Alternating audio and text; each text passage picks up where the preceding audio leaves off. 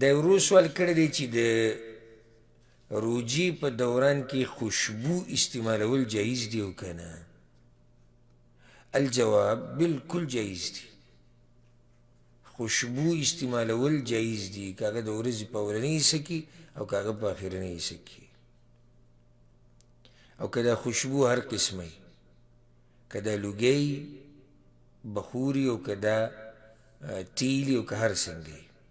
ها خو صرف دومره ده چې دغه لوګي والا چې خوشبو کومه ده د دې د راښکودو نه ځان ساتل پکار دي، د دې د راښکودو نه ځان ساتل پکار دي، ځکه چې کیدی شي د دې بعض هغه اجزا چې هغه محسوس دي او لیدی کېږي هغه دننه د پوزې په لار باندې معدې ته لاړ شي، نو دې کې احتیاط پکار دی.